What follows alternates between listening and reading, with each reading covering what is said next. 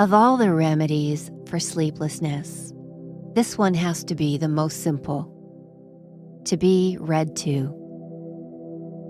Every parent of every 5-year-old knows that it works. Well, most of the time. And it's not just that being read to distracts us from our thoughts. It also taps into a very ancient and very human oral tradition, activating our brain's natural relaxation response. Whether it's an audiobook or a podcast like this one, or a loved one's voice, bedtime stories remain one of our most powerful gateways to restful sleep. I'm Suzanne, and this is your ticket to Snoozeville, where we explore the science of better rest. I spent a lot of time this week trying to find the perfect reading, one that will help you fall asleep, and I really like tonight's pick. Tonight, we're spending time with Mary Austin. She was born in 1868, and she was one of the earliest nature writers of the American Southwest.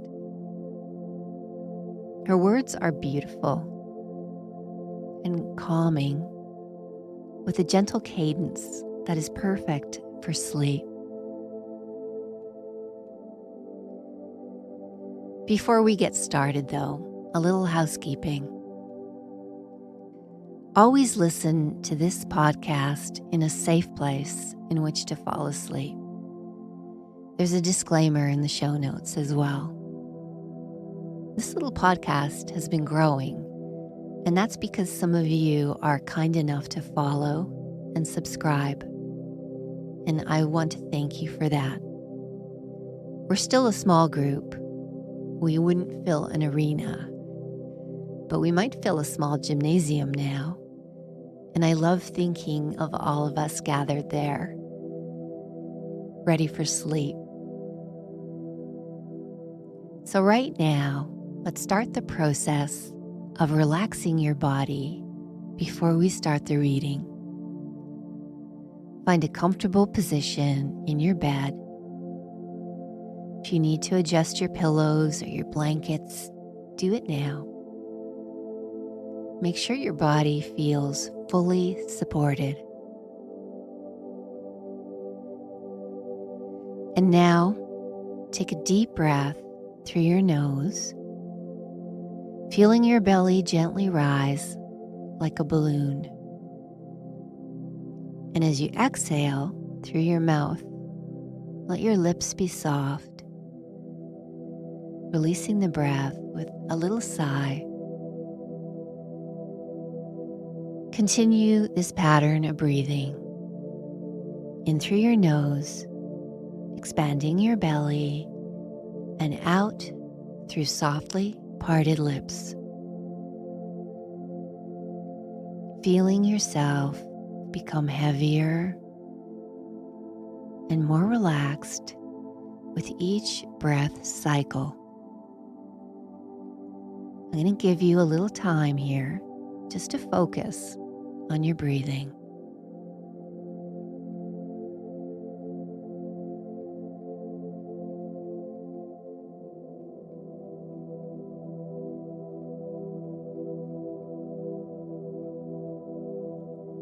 Now, bring your attention to your feet and your toes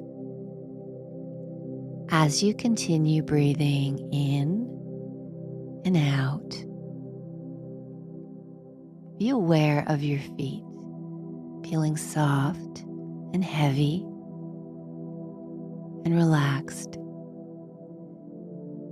As you breathe out, feel any tension melting away. This peaceful sensation flows up into your ankles, spreading into your calves and shins, With each breath, the muscles in your lower legs become softer and heavier and more relaxed. This wave of relaxation continues to rise,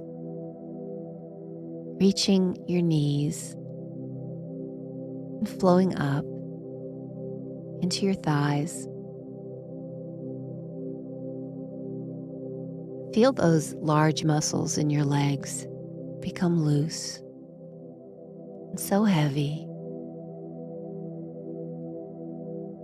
And let this peaceful heaviness flow up into your hips and your lower back.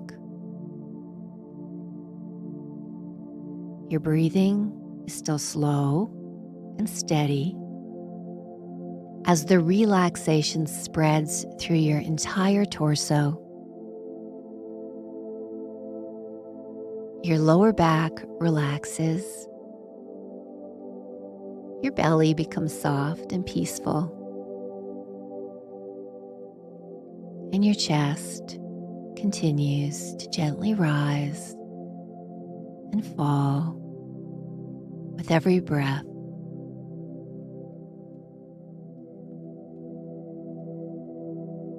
This wave of relaxation flows down your arms,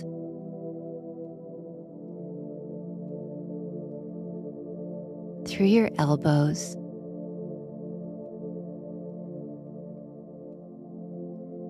into your forearms and wrists,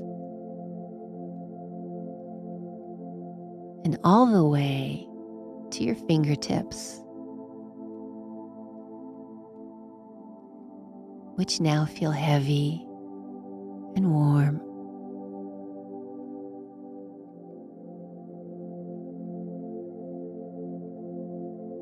Finally, let this peaceful sensation flow up through your neck, relaxing all the tiny muscles in your face,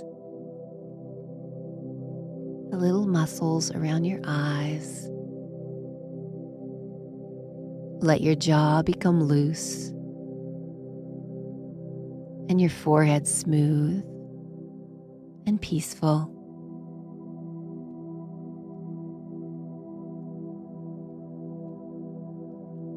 Your entire body is now wrapped in a blanket of deep, heavy relaxation.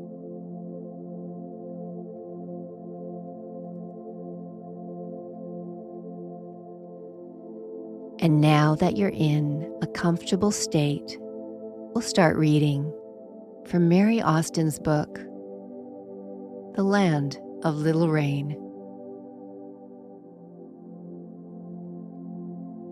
East, away from the Sierras, south from Panamint and Amargosa, east and south many an accounted mile, is the country of lost borders. Ute, Paiute, Mojave, and Shoshone inhabit its frontiers. And as far into the heart of it as a man dare go. Not the law, but the land sets the limit. Desert is the name it wears upon the maps. Desert is a loose term to indicate land that supports no man. Whether the land can be bitted and broken to that purpose is not proven. Void of life it never is, however dry the air and villainous the soil. This is the nature of that country. There are hills, rounded, blunt, burned, squeezed up out of chaos, chrome and vermilion painted, aspiring to the snow line. Between the hills lie high level plains full of intolerable sun glare, or narrow valleys drowned in a blue haze. The hill surface is streaked with ash drift and black, unweathered lava flows. After rainwater accumulates in the hollows of small, closed valleys, and evaporating leaves hard, dry levels of pure desertness that get the local name of dry lakes. Where the mountains are steep and the rain's heavy, the pool is never quite dry, but dark and bitter, rimmed about with the efflorescence of alkaline deposits. A thin crust of it lies along the marsh over the vegetating area, which has neither beauty nor freshness. In the broad wastes open to the wind, the sand drifts in hummocks about the stumpy shrubs, and between them the soil shows saline traces. The sculpture of the hills here is more wind than water work, though the quick storms do sometimes scar them past many a year's redeeming. In all the western desert edges, there are essays in miniature of the famed terrible Grand Canyon, to which, if you keep on long enough in this country, you will come at last. Since this is hill country, one expects to find springs, but not to depend upon them, for when found, they are often brackish and unwholesome, or maddeningly slow dribbles in a thirsty soil. Here you find the hot sink of Death Valley, or high rolling districts where the air has always had a tang of frost. Here are the long, heavy winds and breathless calms on the tilted mesas where dust devils dance, whirling up into a wide, pale sky. Here you have no rain when all the earth cries for it, or quick downpours called cloudbursts for violence. A land of lost rivers with little in it to love, yet a land that once visited must be come back to inevitably. If it were not so, there would be little told of it. This is the country of 3 seasons.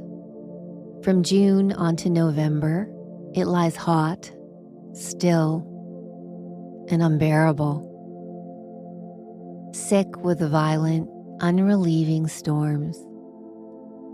Then on until April, chill, quiescent, drinking its scant rain and scanter snows. From April to the hot season again, blossoming, radiant, and seductive. These months are only approximate. Later or earlier, the rain-laden wind may drift up the water gate of the Colorado from the Gulf, and the land sets its seasons by the rain. The desert floras shame us with their cheerful adaptations to the seasonal limitations. Their whole duty is to flower and fruit, and they do it heartily or with tropical luxuriance, as the rain admits. It is recorded in the report of the Death Valley expedition that was after a year of abundant rains, on the Colorado desert was found a specimen of amaranthus 10 feet high. A year later, the same species, in the same place, matured in the drought at 4 inches. Very fertile are the desert plants and expedients to prevent evaporation. turning their foliage edgewise toward the sun, growing silky hairs, exuding viscid gum. The winds, which has a long sweep, harries and helps them. It rolls up dunes about the stocky stems, encompassing and protective, and above the dunes, which may be, as with the mesquite, 3 times as high as a man, the blossoming twigs flourish and bear fruit. There are many areas in the desert where drinking water lies within a few feet of the surface, indicated by the mesquite and the bunch grass. It is this nearness of unimagined help that makes the tragedy of desert deaths. It is related that the final breakdown of the hapless party that gave Death Valley its forbidding name occurred in a locality where shallow wells could have saved them. Properly equipped, it is possible to go safely along that ghastly sink. Yet every year it takes its toll of death, and yet men find there sun-dried mummies of whom no trace or recollection is preserved. To underestimate one's thirst, to pass a given landmark to the right or left, to find a dry spring where one looked for running water, there is no help for any of these things. Along springs and sunken watercourses, one is surprised to find such water-loving plants as grow widely in moist ground. But the true desert breeds its own kind, each in its particular habitat. The angle of the slope, the frontage of a hill, the structure of the soil determines the plant. South-looking hills are nearly bare, and the lower tree line higher here by 1,000 feet. Canyons running east and west will have one wall naked and one clothed. Around dry lakes and marshes, the herbage presents a set and orderly arrangement. Most species have a well-defined area of growth, the best index the voiceless land can give the traveler of his whereabouts. If you have any doubt about it, know that the desert begins with the creosote. This immortal shrub spreads down into Death Valley and up to the lower timberline, odorous and medicinal as you might guess from the name, wand-like with shining fretted foliage. Its vivid green is grateful to the eye in a wilderness of gray and greenish-white shrubs. In the spring, it exudes a resinous gum from which the indigenous people of these parts know how to use with pulverized rock for cementing arrow points to shafts. Trust them not to miss any virtues of the plant world. Nothing the desert produces expresses it better than the unhappy growth of the tree yuccas. The yucca bristles with bayonet-pointed leaves, dull green, growing shaggy with age, tipped with panicles of fetid greenish bloom. After death, which is slow, the ghostly hollow network of its woody skeleton, with hardly power to rot, makes the moonlight fearful. Before the yucca has come to flower, while yet its bloom is a creamy cone-shaped bud of the size of a small cabbage, full of sugary sap.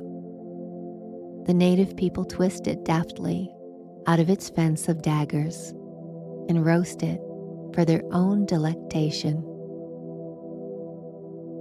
One finds journeying east from the coastwise hills, there is neither poverty of soil nor species to account for the sparseness of desert growth, but simply that each plant requires more room. So much earth must be preempted to extract so much moisture.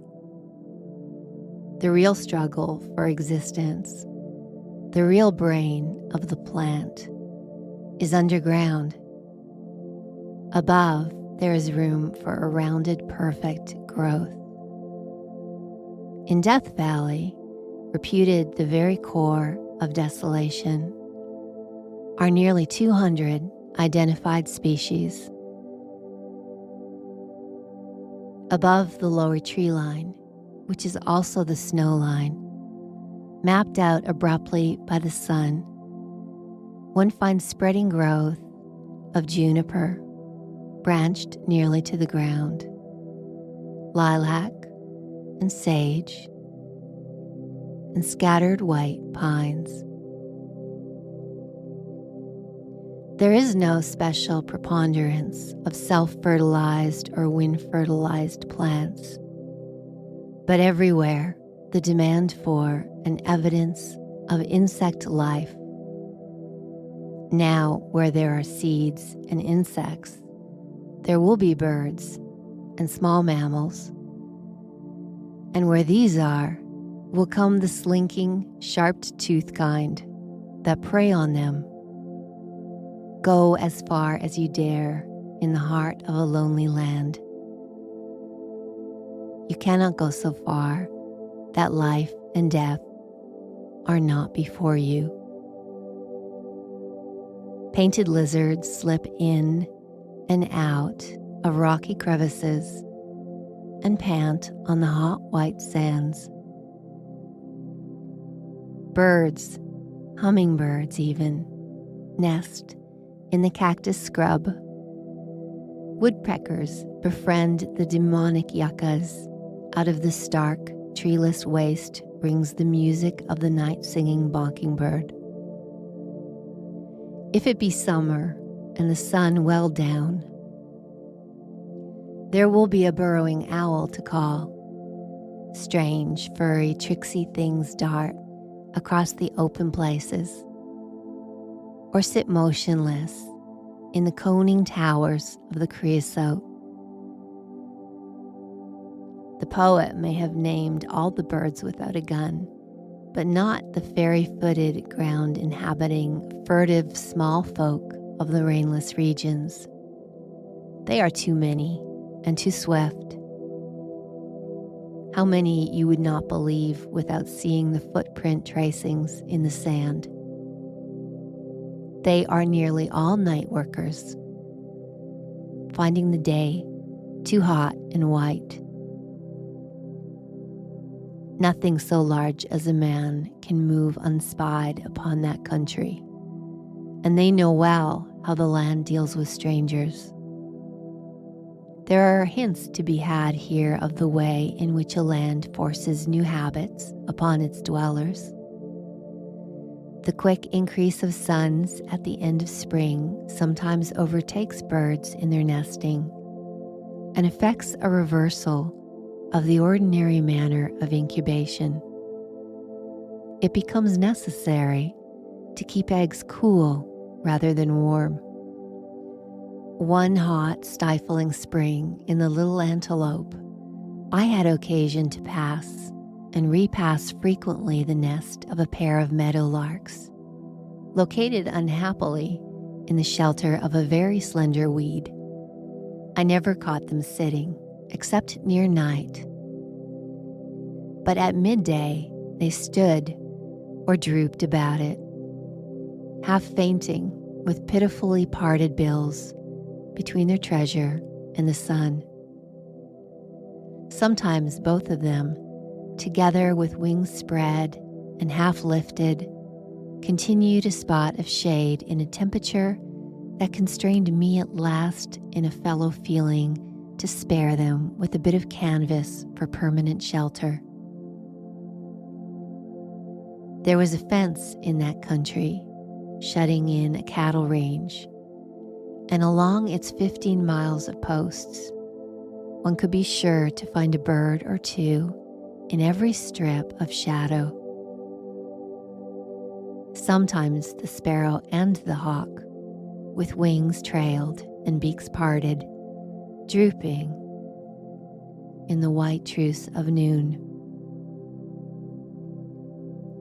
If one is inclined to wonder at first how so many dwellers came to be in the loneliest land that ever came out of God's hands, what they do there and why stay, one does not wonder so much after having lived there.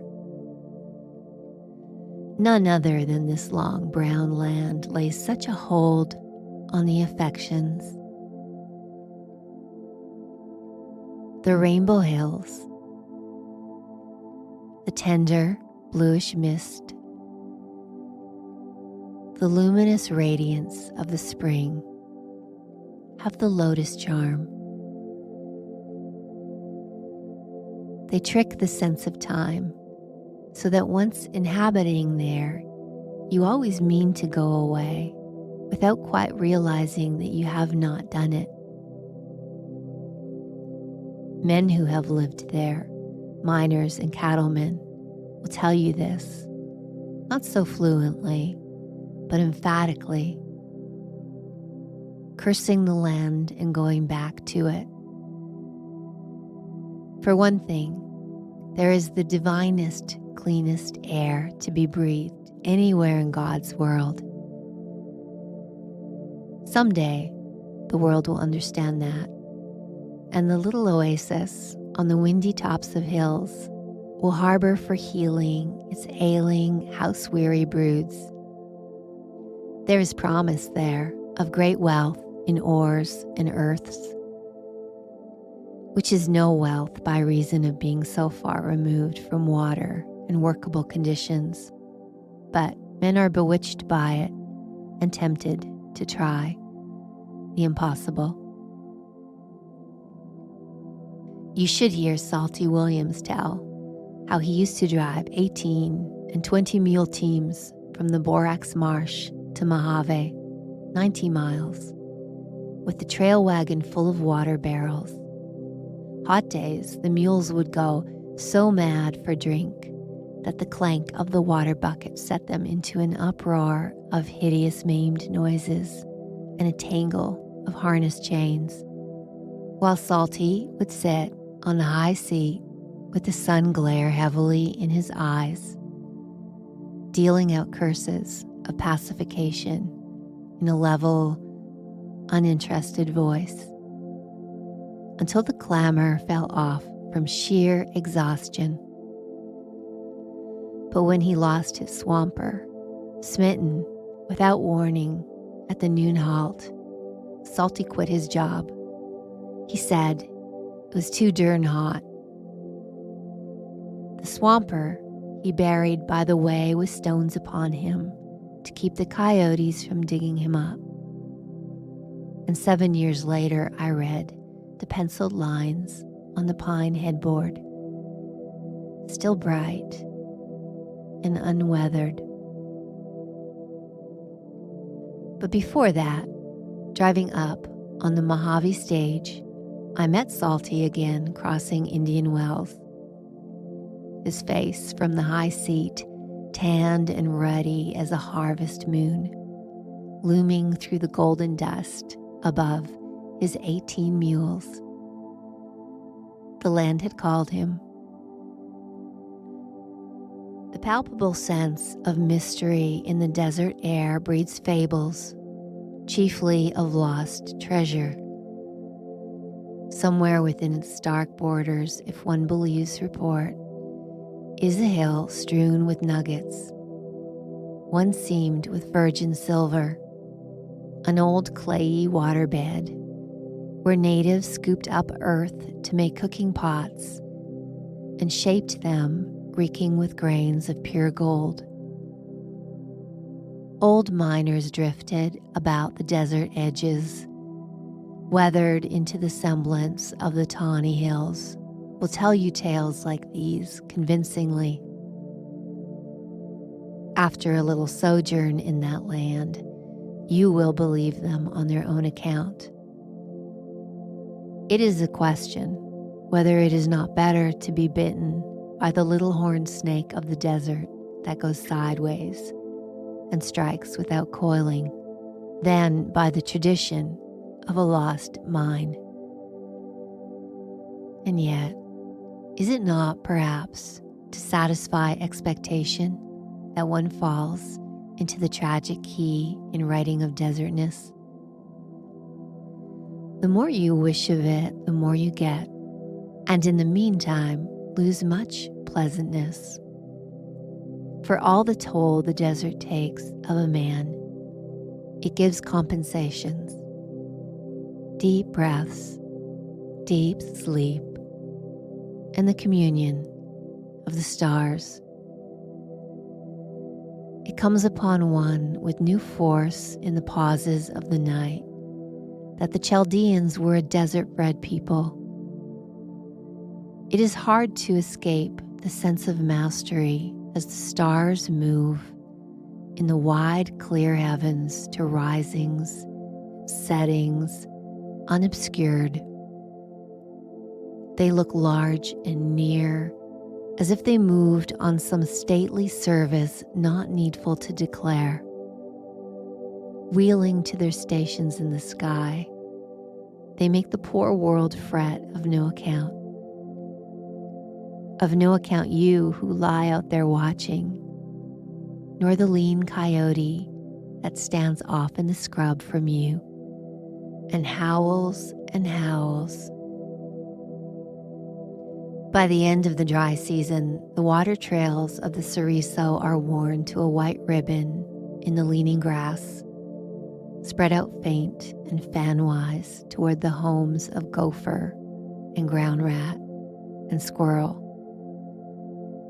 But however faint to man's sight, they are sufficiently plain to the furred and feathered folk who travel them. Getting down to the eye level of rat and squirrel kind, one perceives what might easily be wide and winding roads to us, if they occurred in thick plantations of trees 3 times the height of a man. It needs but a slender thread of barrenness to make a mouse trail in the forest of the sod.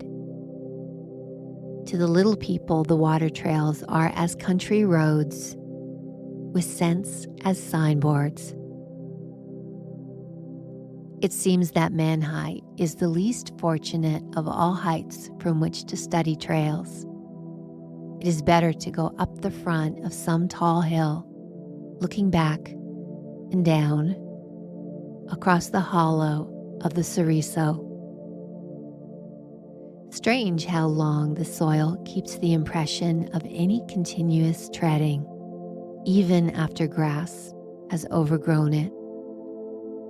20 years since, a brief heyday of mining at Black Mountain made a stage road across the Ceriso, yet the parallel lines that are the wheel traces show from the height dark and well-defined. Afoot in the Ceriso, one looks in vain for any sign of it. So all of the paths that wild creatures use going down to the Lone Tree Spring are mapped out whitely from this level, which is also the level of the hawks. There is little water in the Ceriso at the best of times, and that little brackish and smelling vilely. But by a lone juniper, where the rim of the Ceriso breaks away to the lower country, there is a perpetual rill of sweet, fresh drink in the midst of lush grass and watercress. In the dry season, there is no water else for a man's long journey of a day. East, to the foot of Black Mountain and north and south, without counting, are the burrows of small rodents, rat and squirrel kind. Under the sage are the shallow forms of the jackrabbits, and in the dry banks of washes and among the strewn fragments of black rock, layers of bobcat, fox, and coyote. The coyote is your true water witch, one who snuffs and paws again at the smallest spot of moisture-scented earth until he has freed the blind water from the soil. Many water holes are no more than this, detected by the lean hobo of the hills in localities where not even a native would look for it. It is very still in the Ceriso by day, so that were it not for the evidence of those white beaten ways, it might be the desert it looks. The sun is hot in the dry season, and the days are filled with the glare of it. Now and again, some unseen coyote signals his pack, but nothing stirs much before mid-afternoon. It is a sign, when there begin to be hawks skimming above the sage, that the little people are going about their business. We have fallen upon a very careless usage, speaking of wild creatures as if they were bound by some limitation as hampers clockwork. When we say of one and another they are night prowlers, it is perhaps true only as the things they feed upon are more easily come by in the dark, and they know well how to adjust themselves to conditions wherein food is more plentiful by day. And their accustomed performance is very much a matter of keen eye, keener scent, quick ear, and a better memory of sights and sounds than man dares boast. Watch a coyote come out of his lair and cast about in his mind where he will go for his daily killing. You cannot very well tell what decides him, but very easily that he has decided. He trots or breaks into short gallops with very perceptible pauses to look up and about at landmarks, alter his track a little, looking forward and back to steer his proper course.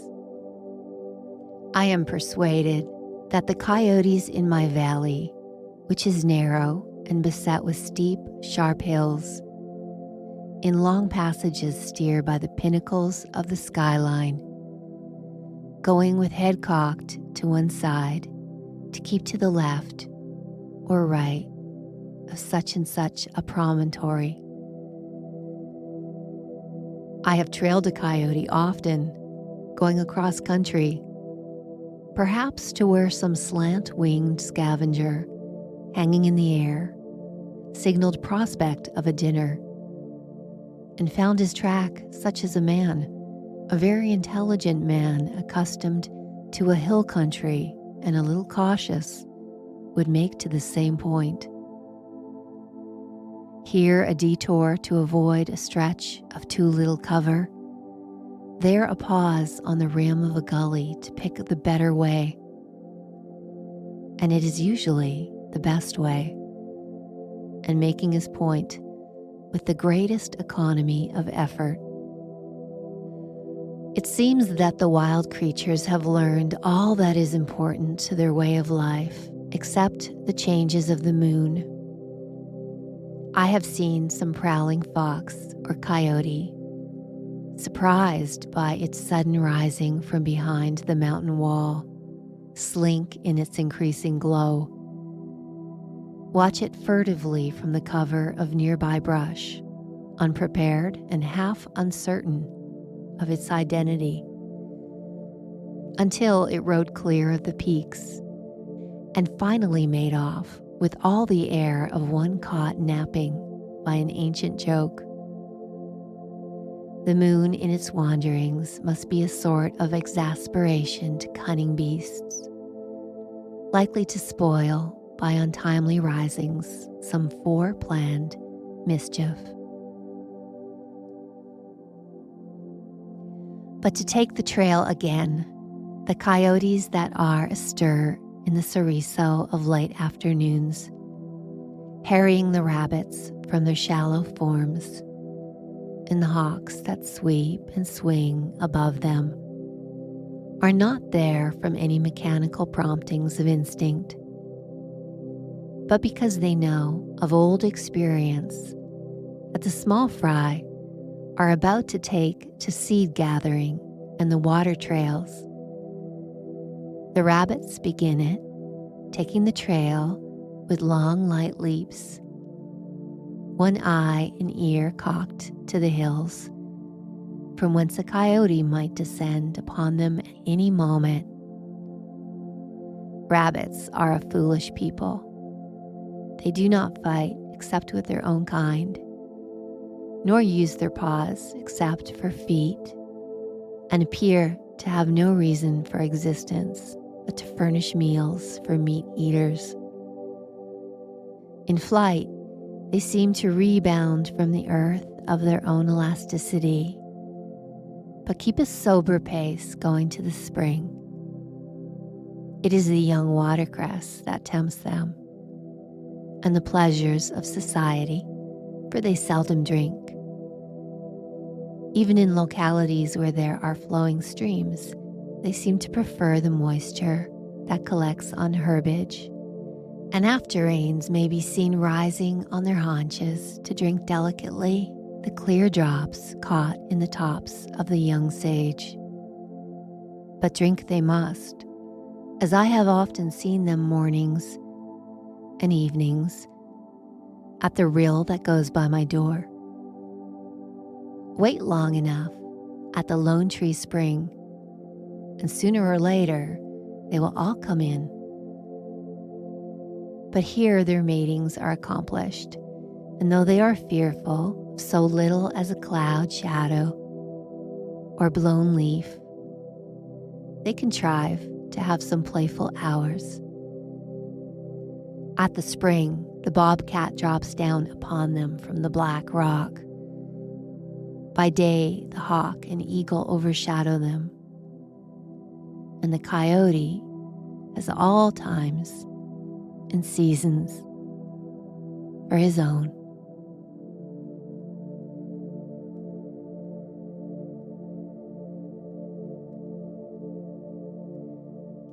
As our reading draws to a close, let yourself sink deeper into your comfortable bed.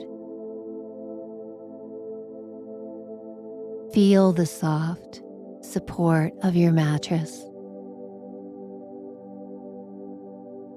the welcoming embrace of your pillows,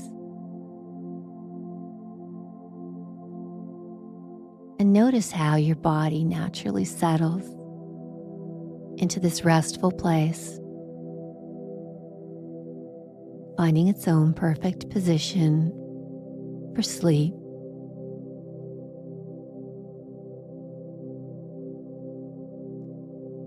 Be aware of your slower breathing, your slowed heart rate, and the feeling of heaviness that this state of almost sleep brings to your body.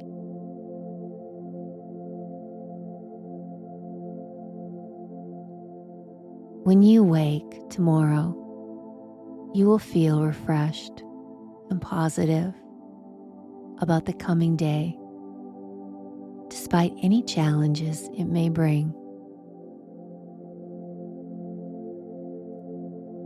And remember how every living thing in Austin's landscape finds its own unique way to flourish.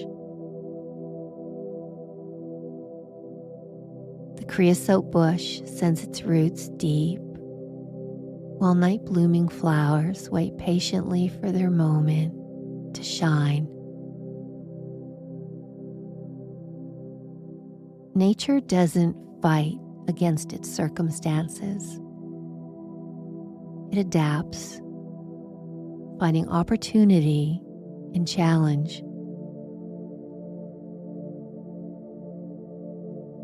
Your bedroom is a peaceful sanctuary now. The darkness around you is gentle and protective.